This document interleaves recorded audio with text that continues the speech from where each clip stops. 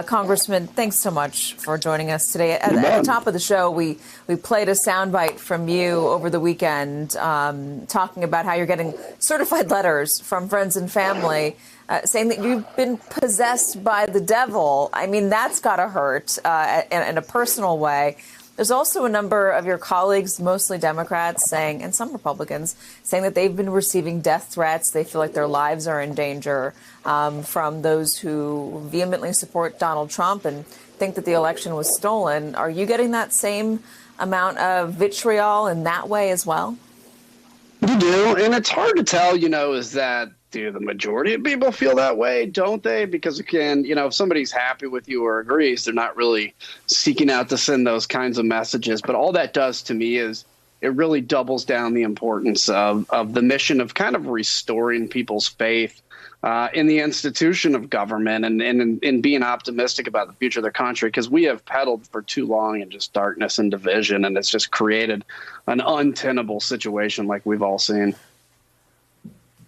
You've said that Republicans are in need of an intervention. What exactly do you mean by that? Well, I mean, look at it. We just have to look at where the Republican Party has come from. The party that freed the slaves, the party that fought for women's suffrage, the party that took down communism and had really a clear-eyed view of the future of the country and what conservatism could do about giving opportunity to a kid born in the inner city, same as a kid born in the suburbs. The problem is lately, all we've been talking about is darkness and division and, trying to appeal more to the Proud Boys than to the suburban moms. And that's a big problem, not just because of the health of the party. I mean, the health of the party, in my mind, is secondary to the health of the country, because the health of the country has suffered. We need two solid, functional parties to have real debates. You are using your money to help solve this problem, or at least trying to. Tell me about this new PAC that you're launching. Yeah, so on countryfirst.com with a one, I launched a video yesterday, and it really started out as just wanting to get the video out there, which says, really to my fellow Republicans, look where we've come from in a good way, but look where we've been.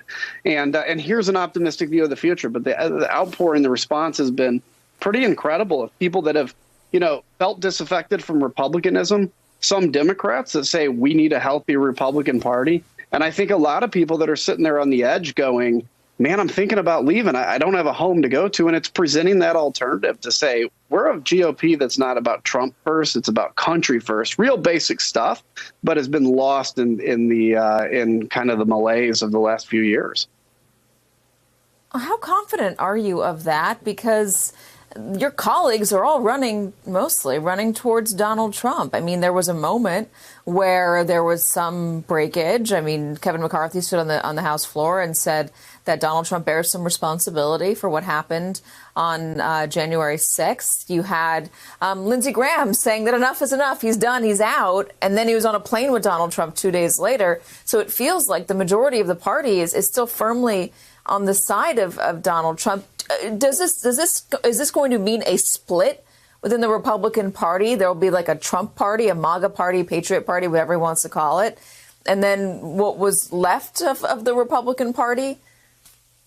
I hope it doesn't mean a split, but it may. And really, after January 6th, that was kind of the impetus for me to launch Country First is, looking at the fact that on the 7th, we were wide-eyed and cleared about what happened. Donald Trump stirred, not just on his speech, but through the last few months, particularly, and even years, the foundation of lies which led to the insurrection. I mean, we talk about our support for law enforcement. You had 1,500 law enforcement doing literal hand-to-hand combat with Trump supporters, getting beaten and all that kind of stuff. And we saw that wake up, but then kind of trending back to, well, we need Donald Trump to win again. And look, the bottom line is this: winning an election is important, but it's secondary to winning this country. And if it has to take an open battle within the GOP, then that's what it's going to have to take, because a Republican Party under Trump first policies is just not going to work.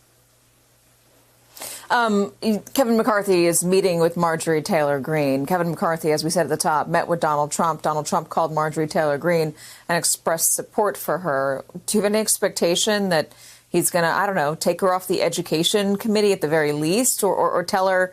I mean, what could he possibly tell her? Well, it's kind of this weird moment we're in. He can take her off the committee, and I think he should. I think she should be prevented from caucusing with us, even though we can't stop her from calling herself a Republican.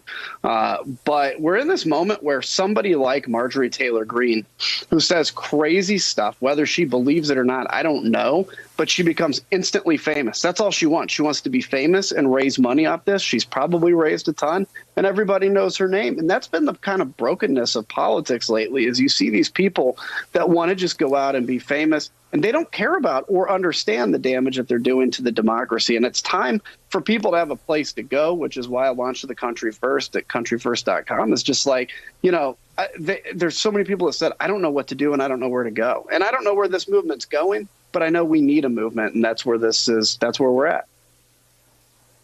Congressman Adam Kinzinger, I know you're getting a ton of requests, but we thank you for coming on this show. Always appreciate a conversation with you. Please come back soon.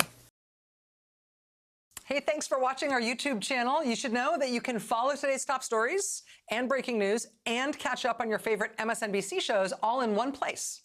Download the NBC News app today.